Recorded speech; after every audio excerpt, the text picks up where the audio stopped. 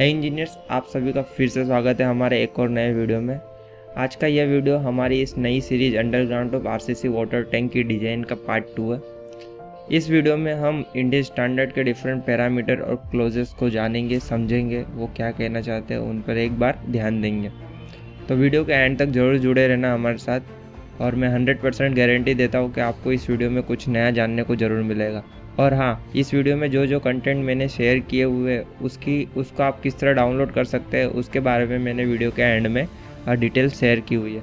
तो वीडियो के एंड तक ज़रूर बने रहे हमारे साथ। और अगर आपके माइंड में कोई भी कन्फ्यूजन हो इस डिज़ाइंस के रिगार्डिंग तो प्लीज़ कमेंट करें। जेन्युइन कमेंट्स का हम reply as soon as possible करेंगे।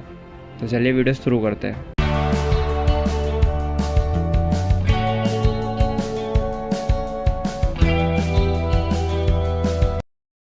जैसा कि मैंने आप सभी को बताया, यह वीडियो हमारे इस नई सीरीज का वीडियो 2 है, जिसमें हम डिज़ाइन कंसिडरेशन पर डिस्कस करने वाले हैं, जो कि इंडियन स्टैंडर्ड के डिफरेंट क्लोजेस और पैरामीटर्स होंगे।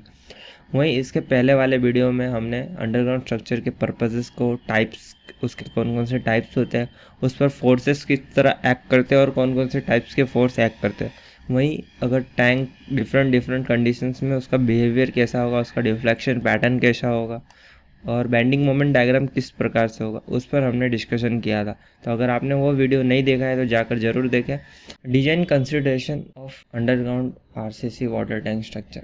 जैसा कि underground RCC water tank structure को डिज़ाइन करने के लिए हमें किन किन इंडियन स्टैंडर्ड कोड्स की ज़रूरत पड़ेगी उसको शो करती हुई यह स्लाइड है। आप किसी भी प्रकार के अगर आरसीसी स्ट्रक्चर्स को डिज़ाइन करना चाहते हो तो आपको IS 456 के डिज़ाइन पैरामीटर्स और क्लोजेस को फॉलो करना कंपलसरी होगा। IS 456 यह आरसीसी स्ट्रक्चर की डिज़ाइन का पेरेंट कोड है।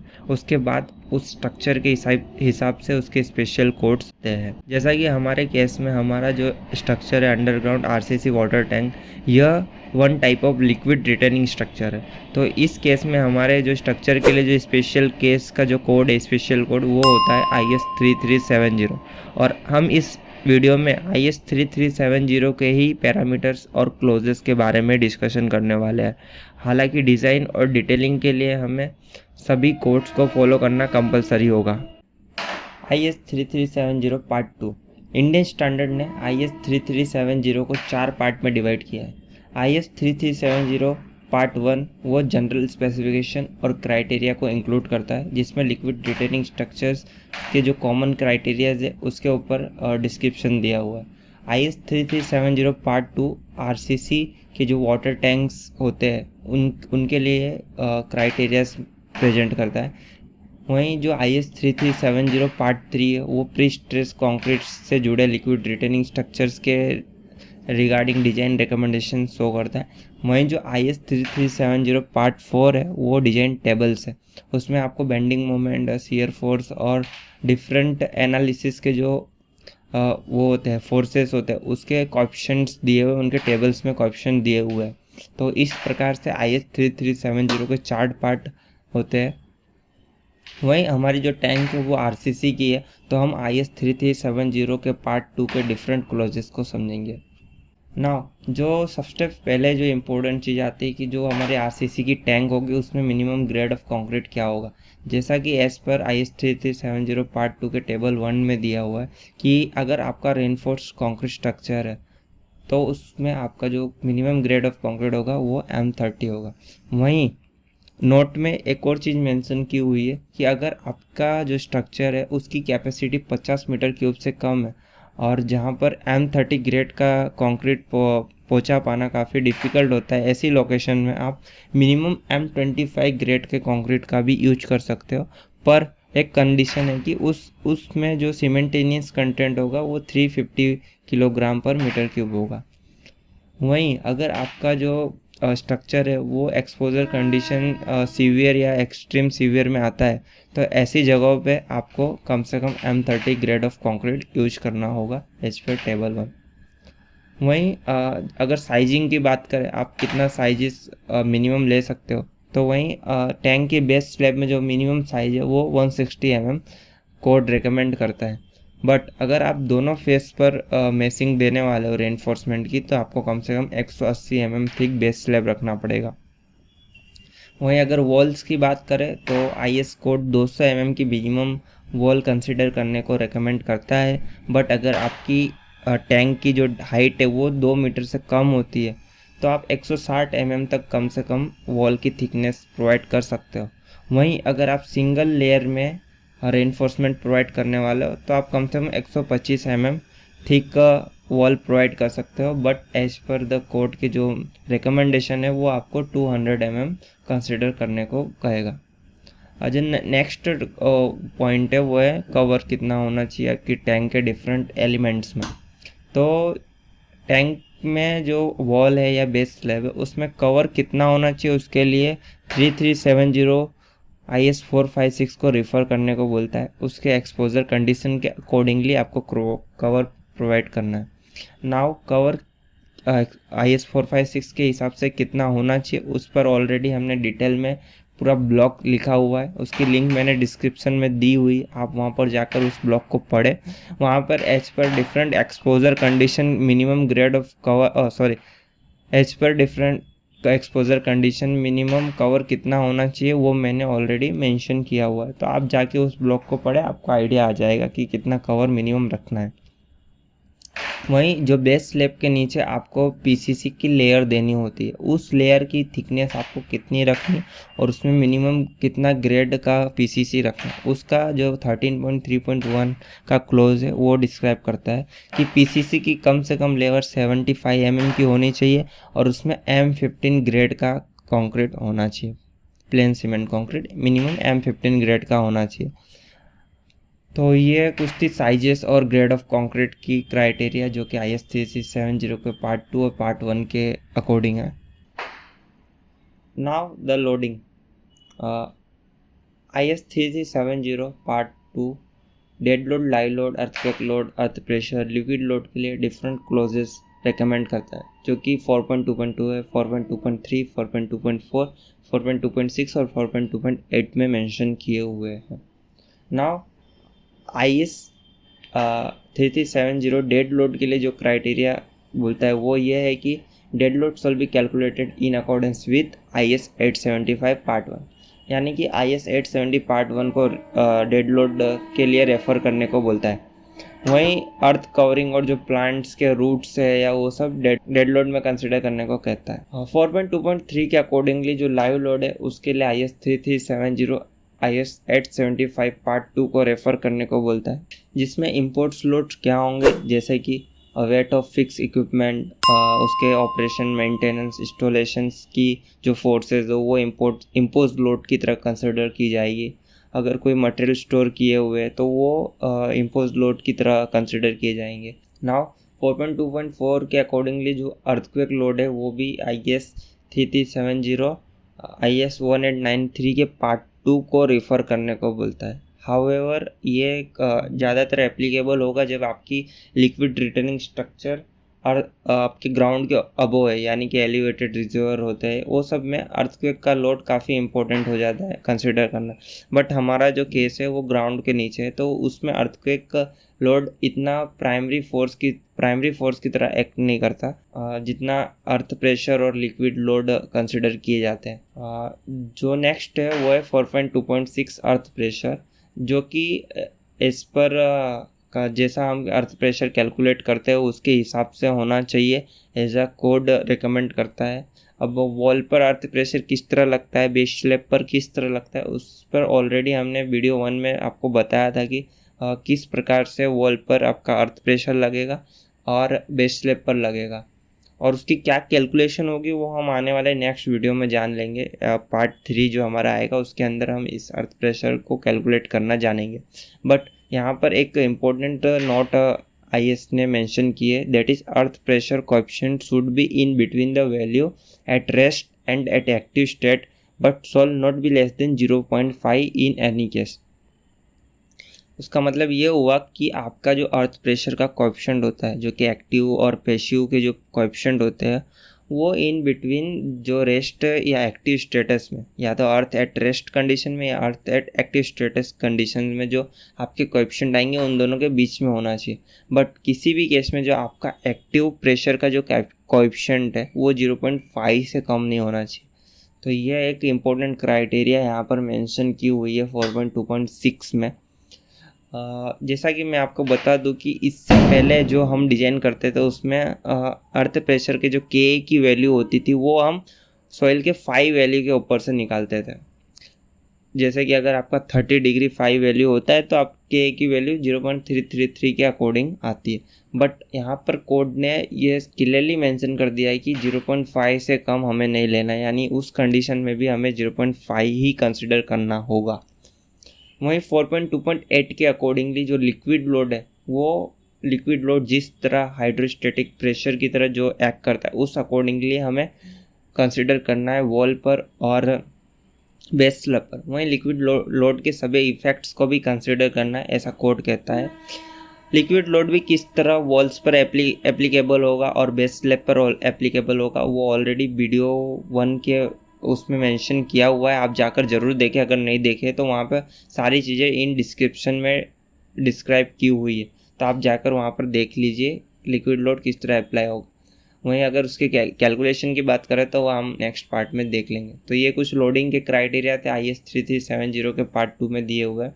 Okay, now the different limit state of serviceability और कोलैप्स के बारे में IS 3370 के क्या क्राइटेरिया वो जानते हैं।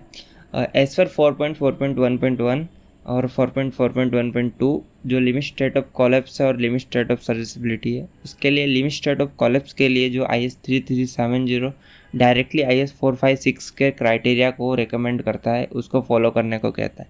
वहीं जो लिमिट स्टेट ऑफ सर्विसिबिलिटी है उसमें जो डिफ्लेक्शन के पार्ट है, डिफ्लेक्शन के पार्ट के लिए IS 456 के जो क्राइटेरिया है वो फॉलो होंगे। वहीं क्रैकिंग की जो रिक्वायरमेंट है वो कोड ने मेंशन की हुई है, जिसमें मैक्सिमम जो क्रैक लिमिट है, क्रैक विड्थ की लिमिट है वो 0.2 mm है उस कोई भी कंडीशंस में। क्रैक विड्थ पर हम आगे आने वाले कुछ स्लाइड्स में इन डेप्थ डिस्कशन करेंगे। वहीं जो नेक्स्ट टॉपिक है वो है अपलिफ्ट का। ये IS 13370 के पार्ट 1 में मेंशन किया हुआ है क्लोज 8 में कि अपलिफ्ट केस में जो फैक्टर ऑफ सेफ्टी होगी वो कितनी होनी चाहिए। तो अपलिफ्ट के केस में आपकी जो फैक्टर ऑफ सेफ्टी है वो 1.25 होती है नॉर्मली, क्योंकि आपका स्ट्रक्चर ग्राउंड के नीचे है तो वाटर टेबल राइज होने पर आपका स्ट्रक्चर पर अपलिफ्ट फोर्स बढ़ेगा, जिसके कारण आपकी स्ट्रक्चर की अपलिफ्ट होने की क्या प्रोबेबिलिटी बढ़ जाती है। तो ऐसे केस में आपका जो रेजिस्टिंग फोर्स है वो आपके अपलिफ्ट फोर्स के कंपेरिजन में 1.25 टाइम्स ज़्यादा होना चाहिए। वहीं अगर आपका स्ट्रक्चर अनसिमेट्रिकल है और आपकी जो स्टेबिलिटी का लॉस होने के चांसेस ज़्यादा है, आपके स्ट्रक्चर की टिल्टिंग होने या रोटेशन होने की चांस ज़्यादा है, तो ऐसे केस में जो आपकी factor of safety against uplift है वो 1.4 टाइम्स होगी। तो ये कुछ दो इम्पोर्टेंट क्लोज थे अपलिफ्ट और लिमिट स्टेट ऑफ कोलैप्स और सर्विसिबिलिटी के। Okay, now the topic that comes in our presentation that is load combinations. आपके जो वाटर टैंक है, अंडरग्राउंड वाटर टैंक है, उसको डिज़ाइन करने के लिए और चेक करने के लिए हमें किस किस लोड कॉम्बिनेशंस की ज़रूरत पड़ेगी वो IS 3370 के पार्ट 2 के टेबल 1 में मेंशन किया हुआ है। यहाँ पर दो लिमिट स्टेट्स दिए हुए, लिमिट स्टेट ऑफ कोलैप्स और लिमिट स्टेट ऑफ सर्विसिबिलिटी, जो कि नॉर्मली सभी स्ट्रक्चर में दिया होता है, ऐसा ही सेम IS 456 में भी दिया हुआ है। लिमिट स्टेट ऑफ कोलैप्स में हम स्ट्रक्चर की डिज़ाइन करेंगे, जैसे कि बेंडिंग मोमेंट, शियर फोर्स और उसके अकॉर्डिंगली रेनफोर्समेंट कितना आएगा वो हम डिज़ाइन करेंगे। वहीं जो लिमिट स्टेट ऑफ सर्विसिबिलिटी का यूज़ हम डिफरेंट चेक्स में करेंगे, जैसे कि बेरिंग चेक्स हो गया, bearing pressure check, uplift check में लिमिट स्टेट ऑफ सर्विसिबिलिटी का यूज़ होगा, और क्रैक विड्थ के जो चेक होंगे वो लिमिट स्टेट ऑफ सर्विसिबिलिटी में होंगे। लिमिट स्टेट ऑफ कोलैप्स और लिमिट स्टेट ऑफ सर्विसिबिलिटी में जो पार्शियली सेफ्टी फैक्टर है डिफरेंट लोड केसेस के, जैसे कि dead load, live load, earth pressure, fluid load, wind load, earthquake load, इन सब के जो पार्शियली सेफ्टी फैक्टर है वो कुछ टेबल 1 में दिए उसके अकॉर्डिंगली होने चाहिए। उसके अकॉर्डिंगली आपके डिफरेंट लोड कॉम्बिनेशंस रेडी होंगे, जैसा कि नॉर्मली हमारे सभी स्ट्रक्चर्स में होता है, बिल्डिंग्स में जिस हिसाब से हमारे डिफरेंट लोड कॉम्बिनेशन बनते हैं। 1.5 dead load live load plus अभी हमारा अंडरग्राउंड टैंक है तो इस केस में 1.5 dead load, live load, earth pressure और 1.5 टाइम्स फ्लूइड लोड भी होगा डिजाइन के लिए। वहीं अगर सर्विसिबिलिटी चेक करोगे तो आपको dead load, live load, earth pressure और फ्लूइड लोड, जिसको हम नॉर्मल कंडीशन कहते हैं, और डिफरेंट केसेस जैसे कि कुछ केस है 0.9 डेड लोड है, नॉर्मल 1.0 अर्थ प्रेशर है, 1.0 फ्लूइड लोड है, और उस अगर अर्थक्वेक लोड आता है तो वो 1.4 टाइम्स होगा। तो इस प्रकार कुछ आपके डिफरेंट लोड कॉम्बिनेशंस आपके डिज़ाइन और लिमिटेड ऑफ सर्विसबिलिटी की चेक्स के लिए बनेंगे। नाउ द मिनिमम रेइंफोर्समेंट के जो क्राइटेरिया है इंडियन स्टैंडर्ड 3370 पार्ट 2 में मेंशन किए हुए, जो कि क्लोज 8 में है, वो क्या कहते हैं। जैसे कि वॉल हो गया या बेस स्लैब हो गई, साइड वॉल्स या टॉप स्लैब हो गया, इनमें मिनिमम रेइंफोर्समेंट कितना होना चाहिए वो क्लोज 8 आपको बताता है। जैसा कि क्लोज 8.1.1 कहता है कि the minimum reinforcement in wall, floors and roof in each of 2 direction at right angle within each surface zone should not be less than percentage specified in table 5। Table 5 अगर हम देखते हैं तो हमारा जो 500 ग्रेड ऑफ हमारा steel होता है, उसके लिए जो हमारे ग्राउंड सपोर्टेड टैंक, तो उसमें अगर आपकी टैंक की लेंथ अगर 14 मीटर से कम होती है तो उसमें 0.24% आपका मिनिमम AST होगा, मिनिमम परसेंटेज ऑफ स्टील होगा। और वहीं अगर आपकी उसकी लेंथ, टैंक की लेंथ 22 मीटर से ज़्यादा होती है तो 0.36% होता है। और अगर आपकी लेंथ इन दोनों के बीच में रही तो आपको लीनियर इंटरपोलेशन करके मिनिमम परसेंटेज ऑफ स्टील दे देना है। नाउ अभी मिनिमम परसेंटेज ऑफ स्टील का जो सारा केच है वो सिर्फ इस 8.1.1 क्लोज में है। जैसा कि इसने कहा कि the minimum percentage of reinforcement what ever element, wall, floor and roof in each of 2 direction at right angle within each surface zone, यानी हर एक जोन के, यानी 2 जोन होते हैं। जैसे कि आपकी वॉल रही तो उसके 2 जोन्स कैसे होंगे कि एक जो अगर आप उस वॉल के क्रॉस सेक्शन को न्यूट्रल एक्सिस से क्रॉस करते हो तो आपके 2 जोन्स बनेंगे, एक तो जो कि वाटर से कांटेक्ट में होगा, दूसरा अर्थ के कांटेक्ट में होगा। हम फिर इन दोनों फेस पे रेइंफोर्समेंट प्रोवाइड करते हैं। उसी तरह स्लैब में भी बॉटम जोन, टॉप में भी हम रेइंफोर्समेंट देते हैं और बॉटम में भी रेइंफोर्समेंट देते हैं। तो इस हिसाब से 2 जोन्स बनते हैं। तो ये कहता है कि इन ईच सरफेस जोन, और उसमें भी ईच ऑफ 2 डायरेक्शन, यानी हम जो रेइंफोर्समेंट देते हैं वो मेसिंग देते हैं रेइंफोर्समेंट, यानी जाली देते हैं, जिसमें दो डायरेक्शन में रेइंफोर्समेंट होती है, एक पैरेलल टू एक्स और एक पैरेलल टू वाई। सेम अगर वॉल है तो वॉल में भी हमारी एक पैरेलल टू जेड होगी और एक पैरेलल टू वाई या एक्स होगी, जो भी डायरेक्शन में रहा। तो उस हिसाब से उसकी जाली बनती है, वो भी एक फेस पे। सिमिलरली दूसरे फेस में भी एक जाली, यानी 2 जाली हम पर्टिकुलर सेक्शन में देते हैं। तो इसने क्या बोला कि इन ईच सरफेस जोन, यानी अगर आपका टॉप जोन है तो टॉप जोन में जो हम रेइंफोर्समेंट दे रहे हैं उसमें 2 डायरेक्शन की जाली, उसमें भी ईच डायरेक्शन, यानी हर एक डायरेक्शन में जो मिनिमम रेइंफोर्समेंट होगा वो टेबल 5 के हिसाब से होगा, जो कि 0.24 आता है और 0.36% आता है अगर आपकी length of water tank 14 metre से कम हुई या 22 मीटर से ज़्यादा हुई। इस हिसाब से आपका minimum percentage of steel decide होता है। और जो नेक्स्ट क्लोज आते हैं जैसे कि 8.1.2, जिसमें ये कहा गया है कि in wall having thickness less than 160 mm और slab having thickness less than 180 mm the entire minimum reinforcement may be placed in one face. That means आपको सिर्फ एक ही फेस में रेइंफोर्समेंट प्रोवाइड करने की ज़रूरत है अगर आपकी थिकनेस 180 mm से कम होती है। और वहीं अगर और ground slab having thickness less than 300 mm the calculated reinforcement should be placed wholly in top surface with cover not exceeding 50 mm। और for ground slab having thickness more than 300 mm the reinforcement required shall be calculated separately for top and surface zone as per Annex A and shall be placed accordingly with cover not exceeding 50 mm। तो कुछ इस प्रकार से आपकी रेइंफोर्समेंट के criterias दिए हुए IS 3370 में, जो कि थोड़ा सा केची है। हम इसको इन डिटेल्स में समझेंगे आगे आने वाले वीडियो में, जिसमें हम डिटेलिंग करेंगे बेस स्लैब की और वॉल की। उस टाइम पे मैं ये सारी चीज़ें अच्छे से आपको क्लियर कर दूंगा कि किस तरह आपको देना है। हालांकि यही कुछ क्लोज है, आप इनको ध्यान में रखें कि इन क्लोज के बेसिस पे हमें मिनिमम रेइंफोर्समेंट उसमें बेस स्लैब में या वॉल में या रूफ स्लैब में प्रोवाइड करना है। आई होप आपको ये अंडरस्टैंड आया होगा, और नहीं आया तो हम आने वाले वीडियोज़ में इसको कवर कर लेंगे। तो आगे बढ़ते हैं। तो नाउ द क्रैक विथ पर हम थोड़ा डिस्कशन कर लेते हैं। IS 3370 पार्ट 2 में क्रैक विड्थ के रिगार्डिंग क्या डिस्कशन किया हुआ है, उस पर क्या क्लोजेस है, उस पर हम जानते हैं। जैसा कि 4.4.3 जो कि क्रैक विड्थ से रिगार्डिंग है, जिसमें 4.4.3.1 में मेंशन किया हुआ है कि a reinforced concrete member subjected to direct tension and flexural tension may be deemed to be satisfactory in the absence of crack width calculations if stresses in steel reinforcement under limit state of serviceability does not exceed the value given in table 2। यानी table 2 में जो values दी हुई है stress की, वो अगर reinforcement में exceed नहीं कर रही है तो there is no need to provide crack width calculation. However अगर वहीं आगे जो क्लोज कंटिन्यू करता है वो कहता है कि for walls and slab the crack width requirement of 0.2 mm may be deemed to be satisfactory in the absence of crack width calculation if for given reinforcement bar the diameter, bar spacing and stress in high strength deform steel reinforcement under limit state of serviceability does not exceed the value given in table 3। यानी कि आपका जो normal 0.2 mm का maximum crack width का criteria है सभी elements के लिए, वॉल हो गया, स्लैब हो गया या रूफ हो गया। वहीं अगर आप टेबल 3 के अकॉर्डिंगली रेनफोर्समेंट प्रोवाइड किए हो और आपके रेनफोर्समेंट में जो स्ट्रेसेस है सर्विसिबिलिटी लोडिंग कंडीशंस में उससे ज़्यादा नहीं हो रहे हैं, तो उस कंडीशंस में आपको क्रैक विड्थ की कैलकुलेशंस देने की ज़रूरत नहीं है।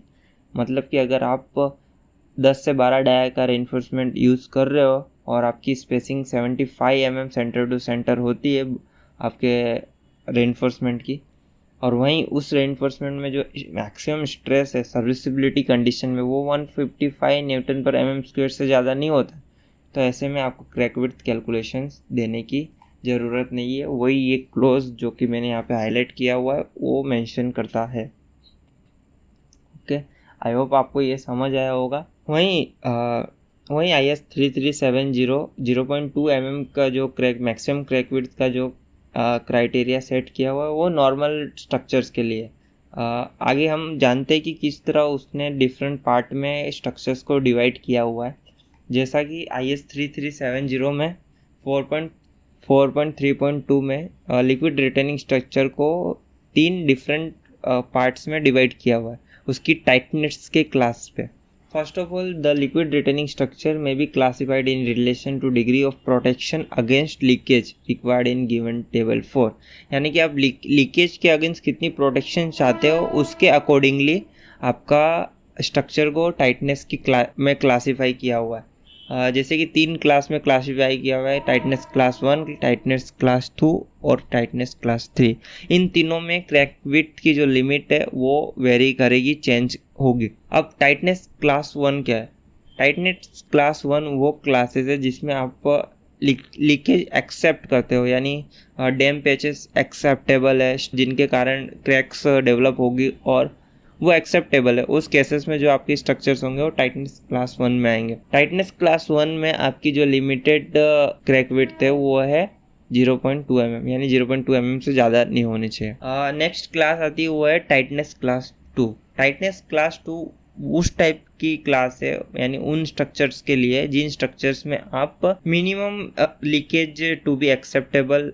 तो ऐसे क्लास में जो टाइटनेस क्लास 2 होती है, इस क्लास में जो आपकी क्रैक विड्थ की लिमिट होती है वो नॉर्मली 0.2 mm होती है। बट इस 0.2 mm तब होगी जब आप वाटर बार्स या कोई अदर मेजर्स प्रोवाइड करोगे इन लीकेज के प्रिवेंटिव मेजर्स के अगेंस्ट। वहीं अगर आप वाटर बार्स या लीनियर मेजर्स नहीं प्रोवाइड करते हो तो आपकी जो लिमिटिंग क्रैक विड्थ सोल भी 0.1 mm, जैसा कि यहाँ पे मेंशन किया हुआ।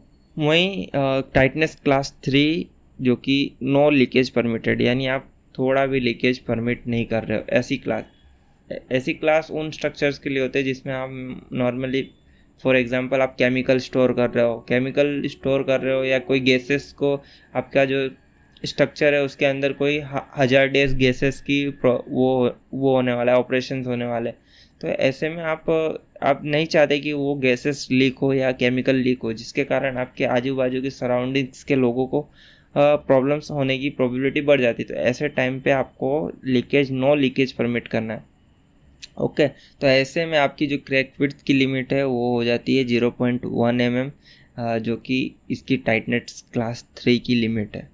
आई होप आपको ये समझ आया होगा कि IS3370 में लिक्विड रिटेनिंग स्ट्रक्चर के जो 3 क्लासेस है उनकी डिफरेंट क्रैक विड्थ की लिमिट है। Now IS3370 part 2 crack width पर थोड़ी रिलैक्सेशन देता है, जो कि क्लोज 4.4.3.4 में मेंशन है कि अगर आपकी क्रैक विड्थ की लिमिट 0.2 mm या 0.1 mm है, फॉर एग्जांपल 0.1 mm है, पर उस केस में अगर आपकी जो वाटर टैंक की हाइट टू थिकनेस रेशियो 20 से कम आ रहा है या 20 आ रहा है, तो उस केस में आप उसको 0.05 mm तक बढ़ा सकते हो, यानी 0.15 mm तक ले जा सकते हो।